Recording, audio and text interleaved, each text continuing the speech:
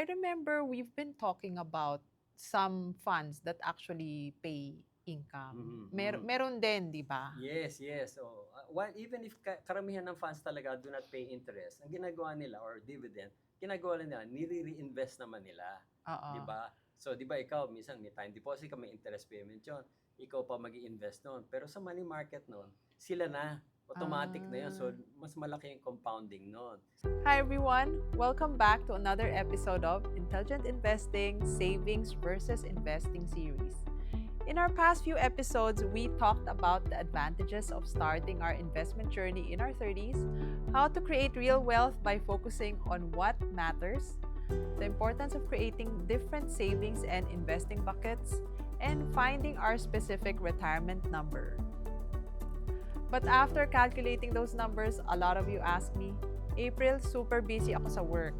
I don't have time to monitor individual stocks or read financial statements. Paano ako mag-invest na hindi nakaka-stress?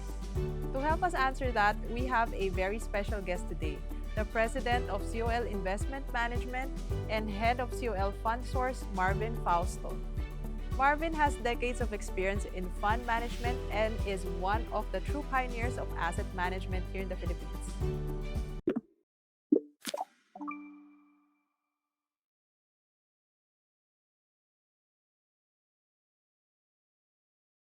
Thank you, Marvin, for joining us today.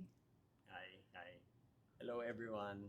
Okay, so start ko na lang kasi there are so many investors who I guess want to start an investment, savings and investment plan. But intimidated sila kasi they don't know how to read financial statements or they don't have time to read financial statements, they don't have time to monitor the market. So anong advice mo sa kanila? Like bagay ba sila pang mutual funds, UITFs? Yes, so I can understand that kasi when you look at the stock market, ang daming numbers, 'di ba? And then it's volatile. Sometimes our investors do not have time, 'di ba? Yeah. Kailangan mo talagang time diyan eh. So that's why for beginners, we suggest you look at funds. Mm-mm. Kasi yung ang funds nga, it's being managed by a fund manager. Yung fund manager na yun namimili ng stocks, sila na yung nag-handle analysis, pati yung fundamental, technical analysis, buy and sell, timing. So, it really helps for starters na to consider that kasi that's the more efficient way to invest in the market. Mm-mm. And also, like when they buy that fund, like how many stocks would be included in that? Let's say bumili ako investor and I bought let's say 10,000 pesos worth of funds. Mhm. Like how many stocks ba mabibili ko doon sa isang mutual fund? Yeah, oo. Yun ang ganda nun, ano? Kasi yung sinabi mo, 10,000 pesos. Can buy a fund like an index fund, mga 30 stocks kagad yun. Mm. So, with that small amount, you can already diversify immediately on day one pa lang. Pag bili mo ng fund, diversified na yun. If you do it on your own, yung 10,000 na yun, ilang stocks lang mo bibili mo Baka dun eh. one or two lang, Oo, no? may Oh. hirapan ka. You need a larger amount of money in order to buy the 30 stocks para diversified ka. So, just buying a fund na you're immediately easier for you. Hindi mo na pipiliin. Diversified na. Marami ng stocks kagad yun. And so what is the minimum required to actually buy a mutual fund? It has gone small already, like 500 pesos. And As small as as small 500, as you can. 500, yun sa atin, sa COL, we have at least 500 pesos. Some are 1,000 pesos, some are 10,000. But karamihan yan, 1,000 pesos. So, it is very small amount to start with. No? Kayang-kaya ng ano talaga yan, ng retail investor. Mm-mm. And they can buy coffee, di ba? Yes, yes, yes. Pero, pero 1,000, ano lang yun, di Oo. ba? You can really invest and participate in the growth of the Oo. market. So this is pwede for yung mga nag-investment plan, peso cost averaging, certain portion of the sweldo goes into buying. Kasi what if ang kaya lang ng investor, syempre lalo na yung mga young ones, 1,000, 2,000 naman, di ba? So pwede na, hindi yung parang, kulang yan. Sinasabi nga nila April na, "Ang liit lang ng sweldo ko, ang liit naman ng kinikita ko, paano pa ako mag-i-invest?" Oo. 'Di ba? But that's the ideal thing about it na kahit na maliit ang sweldo mo, maliit lang yung minimum eh. And then you can already Oo. start as early as you can. No? Kagaya ko noon, ang liit lang ng sweldo ko noon when I started. Pero nag invest na ako because may funds na available dyan Mm. that you can start accumulating on a Oo. monthly basis. Tapos, Yeah. you can build wealth over a long period of time. Yeah. Di ba? Professionally managed, and it does not require you to actually have to, do stock picking, mag-aral ka, whatever, Oo, no? oo, hindi Oo. mo na kailangan mag-aral kasi like if you're like for example, pagka nagkasakit ka, you go to a doctor, di ba? Oo. Pagka you need somebody, an expert ng plumbing or you go to a plumber, di ba? So Oo. ito, parang may expert ka na yun na talaga ang trabaho. Tapos you can focus your attention on your job. Tapos, ang work mo lang talaga is mag-save ka and put it in a Yes. fund and do it regularly Oo. para it will grow over time. Oo. And the fees are already reflected in the NAV per share, right? Yes, Oo. So, yes, oo. yung nakikita natin, net of everything na yon, no? Yes, yes. So, Mm. pag binili mo na yan, nasa fees na nabawas na doon. Oo. So, tanong lang, Marvin, no? Let's say, I'm shopping around and I go to different fund providers. Parang I like this fund from, say, a bank, say BPI, but then I like this other fund from Sun Life. I mean, paano yun? Do I still have to go to each of them, or, the COL fund source actually make it easier for me? Yeah, before we launched this COL fund source no April, we were the Philippines, for you to invest in funds, you really have to go to their office. You fill up their form manually, bigay mo yung ID mo, isa-isahin mo talaga yon. You go to their office, tapos kung gusto mo ibang fund, doon ka sa ibang office naman. Oo. So, syempre, napaka-inconvenient nun. That is why we launched this fund supermarket, as we called COL Fund Source, na nandoon na lahat. I mean, Mm. most of it, no? So, the only thing you have to do is open one account, which is a COL account, and you can already access all of these fund houses na nilagay natin sa I platform. see. So, it's more convenient, isang form lang, online pa, tapos pag na-fill up mo na yung form mo na yun, you can already buy any fund.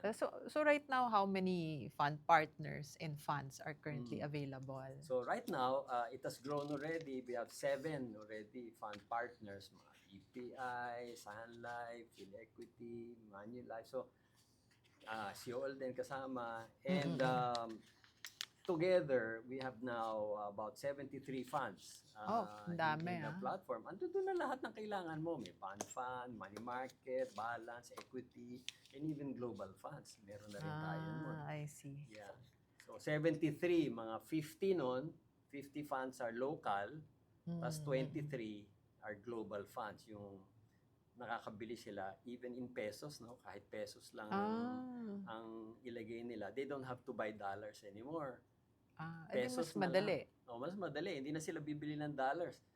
Pesos lang. Tapos yung fund manager na magpapalit into dollars, sila na yung bibili abroad. So, very convenient. Diba? I see. So, just to relate this to our investing series, no, savings and investing, kasi what we're teaching is, for people to set aside different buckets. Meron silang tinatawag na security buckets, like their emergency funds, and the freedom bucket, or yung nga, pang retirement goals, from wealth building goals. So, yun na nga, kasi nahirapan na nga pumili ng stocks. Ngayon, mahirapan sila pumili ng ng funds. So how should they think about funds?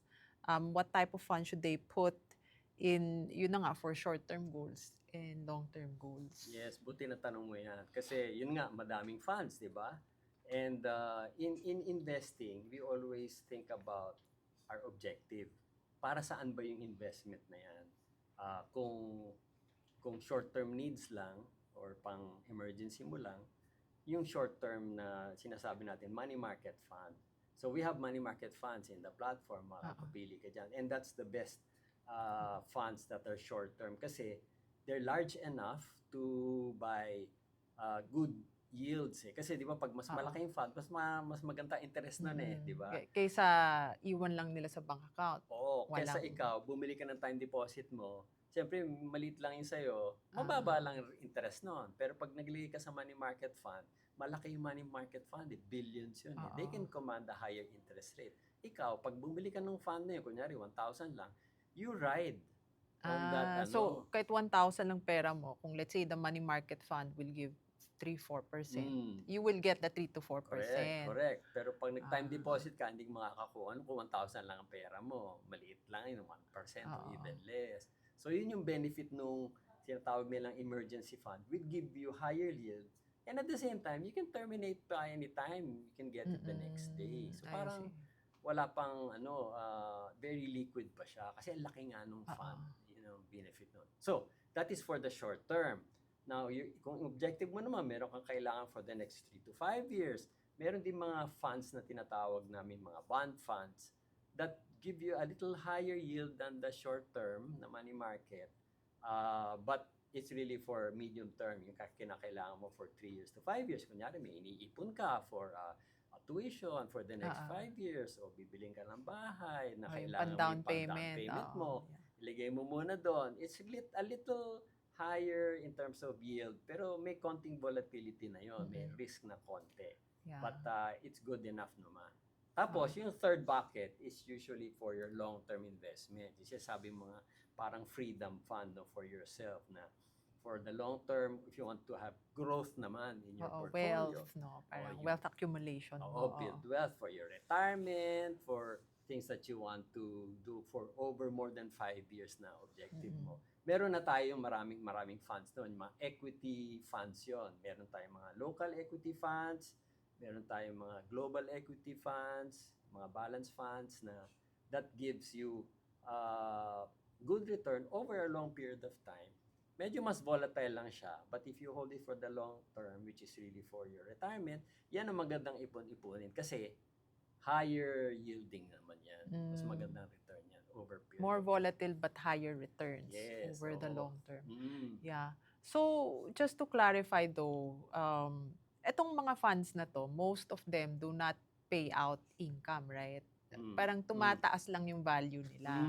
Parang let's say, even the money market and the bond fund, even if they have interest, nare-reflect lang siya doon sa price or tinatawag ninyong NAV per unit, no? They don't pay out. But that said, I remember we've been talking about some funds that actually pay income. Meron din, di ba? Yes. Even if karamihan ng funds talaga do not pay interest, ang ginagawa nila or dividend, ginagawa nila, nire-reinvest naman nila. Di ba? So, di ba ikaw, minsan may time deposit ka, may interest payment yun. Ikaw pa mag-i-invest nun. Pero sa money market nun, sila na. Automatic na yun. So, mas malaki yung compounding nun. Most of the funds are like that. Pero meron din mga funds na nagbibigay ng dividends. Particularly, we have that, yung bond fund na global, tapos a balance fund na global din. So, maganda din yung dividend na binibigay niya historically. It's about 5 to 6% net. So, maganda rin yung yield nun. They pay out every month and then it is credited to your account automatically. So, maganda din ang dividend payment niyan historically. So, I guess for people who want income, bagay yun, no? But, kasi parang may two sets of investors tayo. One set is, yun nga, kasi we're also advising them, if you get a high dividend paying stock, dapat nire-reinvest yung dividend. Kung ikaw lang sarili, mahirap. But if you buy, say, a stock in a fund, si fund manager na magre-reinvest ng dividend. Kasi hindi mo makakalimutan. Minsan tayo nakakalimutan natin pag nagbayad ng dividend, hindi mo na nare-reinvest. Sayang yun, natutulog yung pera doon. But if you buy in a fund that is reinvesting itself, the dividends, biglang on that day itself, nare-reinvest na nila yun. And there are certain funds, right, that do that. Like, sino ba yung mga fund na na local? Na local, na yun nga, na they just, or they're focused on high dividend stocks and then they reinvest the dividends. Sa platform, meron tayong dalawa nun. They call it the high dividend fund. May BPI, high dividend, saka PhilEquity, high dividend fund. Mm-mm. And what they do is they buy stocks that are paying high dividends. So yun yung Mm. strategy nun. Pero diversified din. Iba, meron sila mga REITs, meron sila mga telco na mataas magbigay ng Or dividends. power, no? O may power. Tapos yung dividend nun, automatically yun. Ini-invest ka agad nila to high dividend paying funds, stocks that can compound over time. So, dalawa yun. Meron tayo. Maganda rin ang performance nila. So, kaysa yung si investor, sila pa mamimili ng high Oo. dividend stocks nila. Yun, pwedeng yun din. Let's say, Yeah. oo. Kasi medyo popular ngayon ng mga REITs and high dividend paying. Yes. And you have to realize, di ba, yung kahit na nagbabayad ng dividend yan, syempre you have to understand, sustainable ba yun? Di ba? A-analyzein mo rin yan eh. Yes, Will yes. it be giving good dividends in the future? Di ba? Kailangan mo may konting fundamental analysis din. Sustainable ba yun? Importante din yun. Eh sa fund, si fund manager mamimili na yung stock na yun will give high dividend at the same time sustainable. Para si investor, hindi na mag-iisip kung anong stock ang bibili niya. Si fund manager na yun. So, di ba? Convenient din. So one of the things that we teach, again, is, yun na nga, investors need to set aside a certain percentage of their income for investments. I'm just curious if COL has, a way of automating this para hindi, I guess, for the investors to stay disciplined, no? Parang hindi na sila pang, ay, teka, oo nga, mag-i-invest na ako. Baka matukso pa, di ba? So is there a way that, you can automate these investments? Yeah, buti tinanong mo yan kasi a lot of our customers or clients do not really realize na meron tayong ganyan. We call that easy investment plan. And then, what it does is, automatically, all you have to do is set it up. Kunyari, may gusto kang mag-invest ng isang fund and you want to do it regularly. And automatically, meaning, isi-set mo lang once. Kunyari, maglalagay ka ng amount doon sa fund na yan. Kung gusto mo equity fund, edi... yun. Kunyari may long term. Ito para sa long term. Yun lang iisipin mo. Correct. Saan ko ba pinag-iipon to? Correct. Wealth, for my wealth building. Correct. Yan, di sige, lagay. Yes. Meron kang bucket for wealth accumulation. So, bibili ako ng equity fund. So, magkano ilalagay ko dyan? Lagay ko 5,000 or 10,000 a month. Ilalagay mo lang doon sa program na yun, sa EIP namin. And then, kung gusto mo, 1 year mo gagawin yung period na yun. You can choose 1 year, 2 years, 3 years. Depende sa iyo sa ano mo. And then, at what day? Kunyari, 15th. Kunyari, sumweldo ka ng 15th. Every 15th, 30th, di ba? Ipoprogram mo yun. Kunyari, 16. Kasi pag kuha ng sweldo, automatic debit mo sa bank, tapos pupunta sa COL account natin. So, sa COL account, meron kang program doon na EIP na automatic i-invest niya kung ano yung fund mo nilagay. Hindi mo naiisipin next month, o saan fund ko pa bibilin, o next month, ay nakalimutan ko maglagay. Ganon. So, sa atin, we already have that program na automatically nag-i-invest for you. Tapos, nire-remind ka pa, ini-email ka pa, papadalan ka pa ng email, sabihin sa'yo, there is a program already coming in, better make sure that you have funds there na may invest na, kunyari, naglagay ka na ng 1,000 o 5,000 doon, automatically, next month, baka walang nalagay doon, i-remind ka. Tapos, walang penalty yun. Kunyari, walang pera, hindi lang tutuloy yung investment mo. Hindi ka naman i-charge din. Wala rin cost sa'yo yun. Pwede mo lang, oo nga pala, nakalimutan ko. So, lalagyan ko ng fund yun. And then, next month, tuloy-tuloy na naman yun. Automatic. So, wala na. Convenient ulit, di ba? I see. Pero that said, yun nga, you mentioned 70 plus funds. Meron namang mga fund picks ang COL fund source. Yes. So kasi ang daming nga niyan, 73. Kami sa COL, we have this pinipili namin naka-shortlist na, no? Oo, pinipili namin anong best. Ano ba gusto mo? Gusto mo ba ng stable fund? O ito yung pinakamaganda dyan. Gusto mo ba ng bond fund o yung pang income paying, yung mga sinasabi mo dividend paying? ano ba yung best pick namin niya? Kasi inaral na namin, sino ba yung fund manager, ano ba yung laman niyan, how risky it is, how long have they been managing the fund, kamusta ba yung performance. Kasi madaming funds yan eh. Pipiliin namin yung best. Tapos kung gusto mong equity fund or pang growth sa global, kunyari, gusto mo US or global or China or merong India, may iba-ibang tech. Tech ang pinaka-uso ngayon, yung tech fund, tsaka semicon, usong-uso yan. So, pinipili namin which of those funds are the best. Tapos meron kaming tinatawag naming fund picks. Kasi nga, doon sa pag-aaral namin, ito na ang the best. Ang ganda ng performance niyan, mababa ang fees niyan, ito ang history niyan, ito fund manager niyan. Kami na yung namimili nun. Para pagka si client, mamimili, ano bang... Naka-shortlist na. Naka-shortlist na. Yeah. Doon mo nang piliin. So, pinag-aralan na yun. Tsaka I guess, kung ako yung client, my focus will be more of para saan ko gagamitin tong perang to. Yun ang iisipin ko kaysa, teka lang, ang dami nito, ano ba yun? Oo, hindi mo napipiliin. Ang hirap sa mamili. Parang stocks, ang hirap din mamili. Funds din. Ang dami-dami niya. But your job is really to understand para saan ba yung investment na yan. At saka, how much? Yes, how much can I afford to set aside? At saka how much you can allocate. Diba? Ito, allocate ka ng 20% para dito, 20% para dito. So, yun yung decision making mo lang. Tapos i-automate mo na. Para hindi ka na matukso. Kasi every month, di ba, may sale. So, instead na bago mo mabili mo double digit sale na. Sale ka na. Pero na-invest mo na, di ba? Tinatawag natin doon sa pay yourself first, di ba? Yes. Kailangan, you pay yourself first, meaning as a first rule of money is to invest it right away. So, bago mo paggastusin, na-invest na. Pero may tanong ako, like me as an investor, can I buy more than one fund? Let's say, parang, ayun na nga, I didn't realize, for example, na may US din pala, may China din pala. Kung lahat yan gusto ko US, gusto ko China, gusto ko rin ng Philippines. Pwede ko bang i-split yung pera ko? Oo, pwede ka. Minimum nga, 1,000 lang eh. Tapos, you can buy as many funds as you want. Pero, baka magulo ka naman. Maguluhan ka naman sa dami-dami nun, di ba? That's why we try to put a fund pick lang.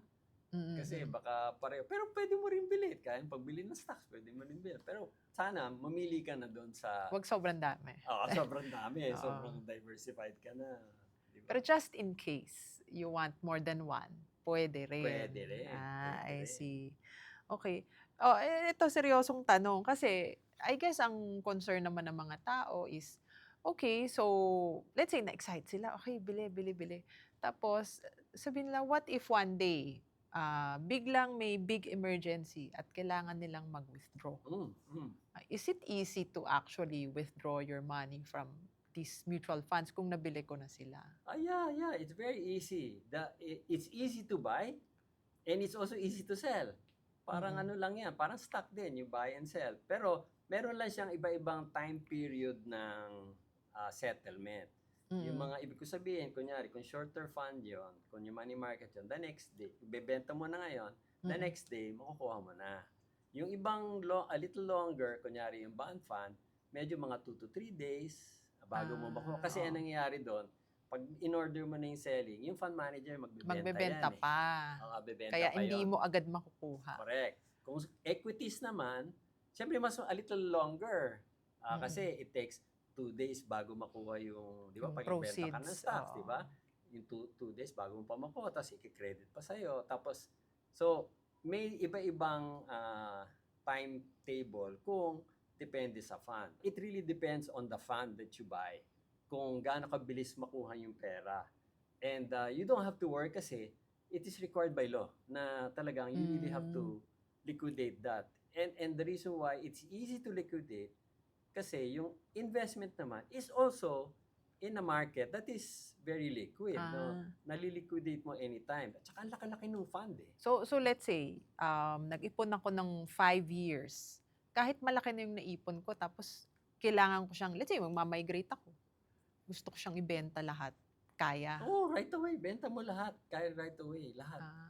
Required yun. Tapos, kung equities yung 2 to 3 days. Kung global, yun ang medyo, a little longer means umabot ng 5 days. Kasi pag global naman na fund, no, nakaipon ka na, tapos global lahat yung nilagay mo, it will take 5 to 7 days. Depende kasi kung saang country nang galing yun eh, yung Oh, fund na syempre sa yun. bagay, isa-isahin pa Oo, niya. papadala tas pa ganun yun, Oo. tapos bebenta sa different Oo. countries. Pero hindi mo na iniisip yun, di ba? Oo. Pagka nag-sell ka na, hihintayin mo lang ng konti, babalik na sa account mo yun. Depending Tapos, on the oo. price that you sold it for on that day. Tapos withdraw na lang. Oo. Ganun lang Okay, convenience okay. yun. Very liquid siya.